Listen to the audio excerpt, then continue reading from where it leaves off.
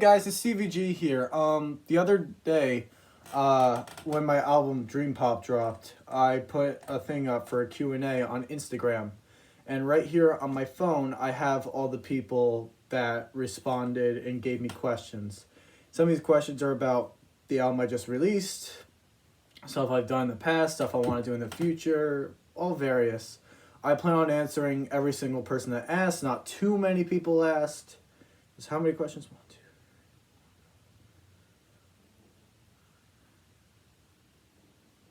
There's 15 questions. So I plan on answering all of them. All right. The first question is this your favorite LP that you've released? Obviously, they're referring to Dream Pop. That I've made right now, yes, it is my favorite. It wasn't the most fun to make. The most fun to make had to have been my third album, Anonymous. But this was my favorite LP, the one I'm most proud of at the moment right now. Second one. What are your plans for your next album? My plans for my next album is to be a little bit less repetitive and a little less electronic and going more towards what I normally play with my own band, like more of like a rock sound. I think it's gonna be more like indie starting off with, and like indie rock instead of like alternative, hard rock, that kind of stuff. But down the line I do plan on making like hard rock and metal at some point and just hiring vocalists. That'd be kind of fun, but that's gonna be years down the line. Third question. Is it hard to make a record with everything going on?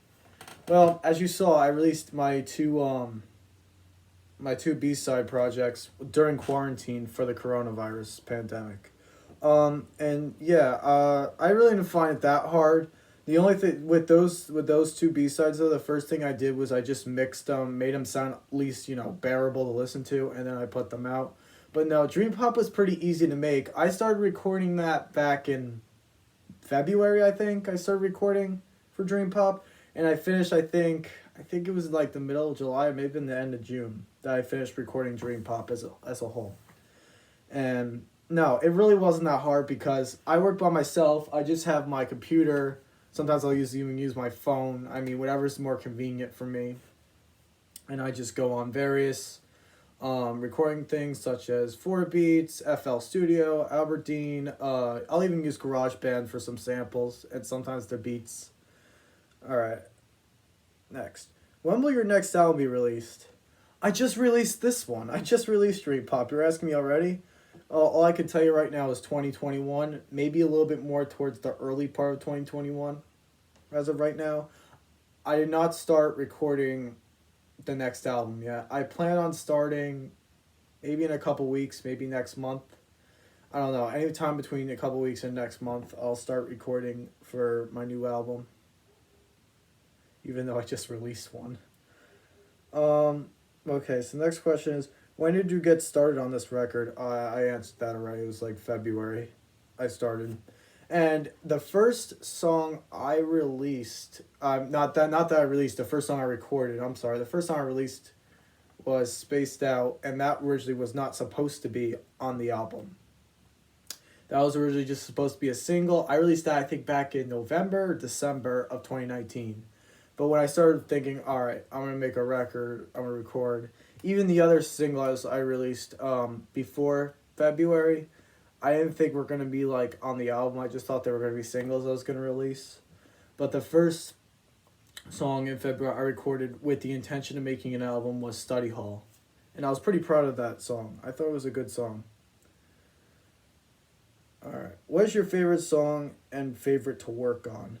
Well, this one is one song for both answers. Mid 5 was definitely my favorite song to listen to, and it was my favorite on the record to work on. I liked the guitar work, the beat was right there. I even liked the sub bass I put in, the keyboard. Everything just fit really well into that.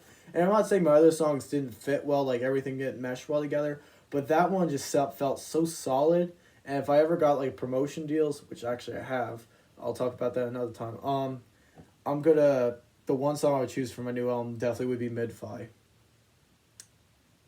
So yeah, and that's the one I just always bump in the car with my friends and everything, because we enjoy it. Alright, next question. Why is your music here different than your band? They're referring to the Gateway, my rock band. Well, the reason why is because I usually find the kind of music I'm making much easier to do in like with one person because it's not really complex at all.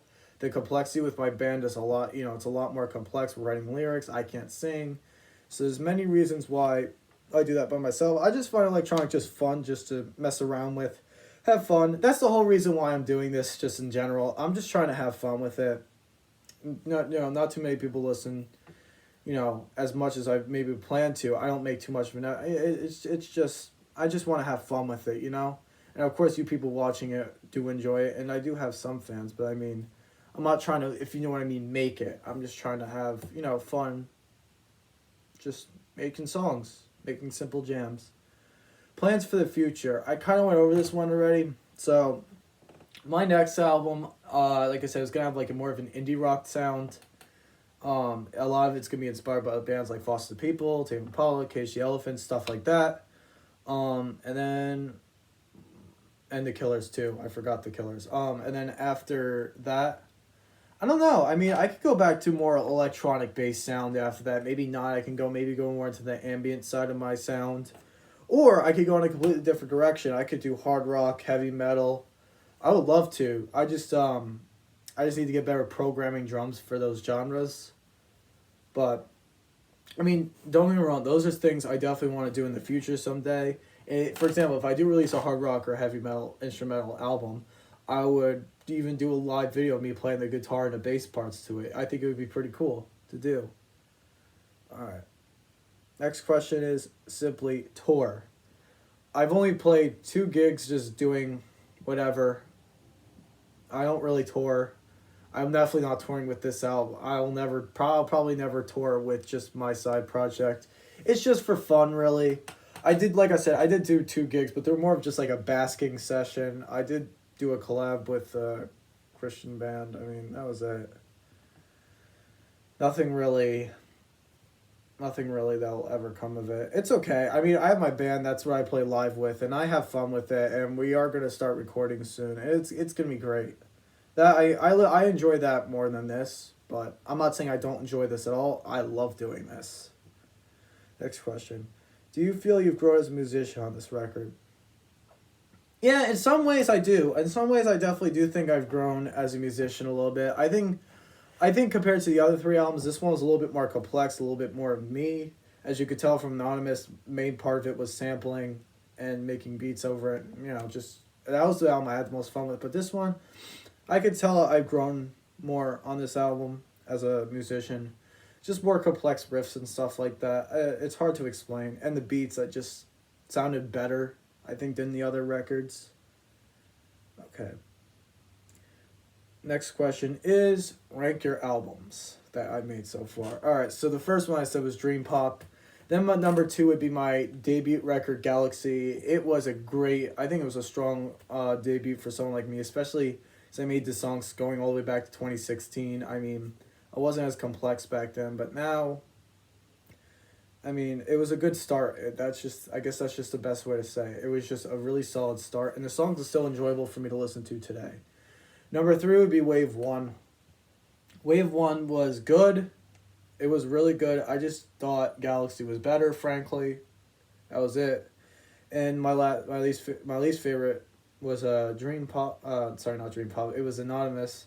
I mean, that's kind of an album, Anonymous, that you have to listen all the way through. I don't really like to pick individual tracks. I'll just click play on the entire album and just listen to it all the way through.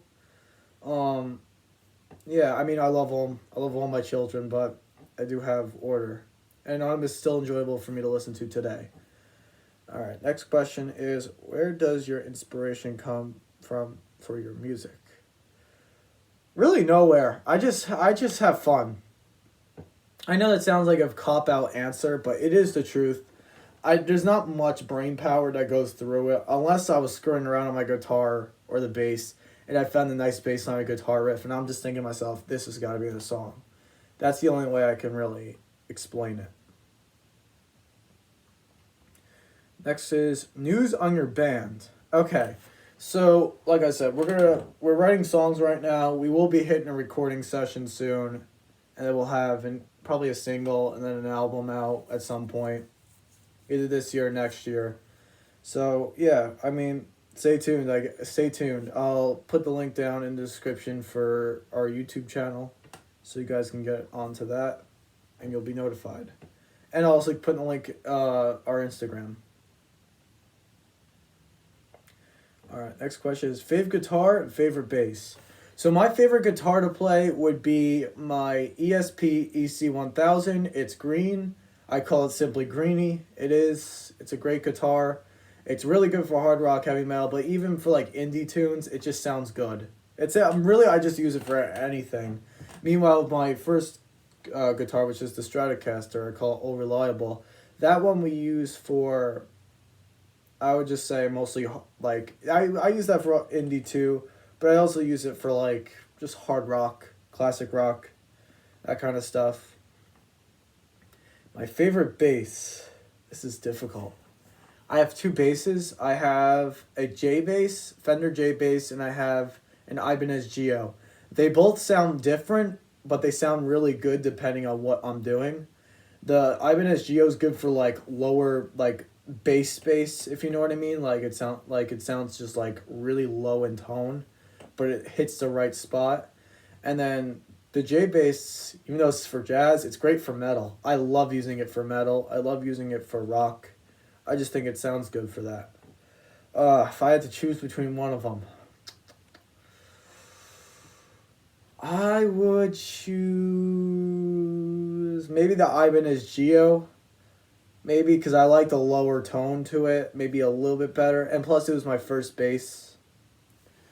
And then my favorite acoustic guitar, I don't really have a choice because I have one acoustic guitar, would be this one. It is an Ibanez V. It is kind of like I wouldn't say it's a beginner's acoustic guitar, but, you know. I mean, it has Diataro strings on it. It serves its purpose. I played a lot of it on the first record I played with that guitar. And then most of Dream Pop was the one that was on the cover. It was my Greeny, which has the Seymour Duncan pickups, humbucker pickups, which sound really good for clean and distortion. And most of the other two records had a lot of my Strat on it, the All Reliable. Okay, so I answered that question in full. How can I collab with you? My only advice is just DM me or send me an email. It's on my about section in my channel, if you want my email. All right, what's your favorite album that you made so far? Already answered that. This is why I said 15 questions, because this was just a repeat. All right, and that's it. That's all the questions I have. Thank you for sending in the questions. I really appreciate it. I will do it probably again with my next record. So whenever that comes out, thank you guys for listening. Thank you guys for listening to Dream Pop. If you haven't listened to Dream Pop, I'll put it in the description for the Spotify. Please like and subscribe, and I'll see you guys next time. And I'll have more covers up. Bye.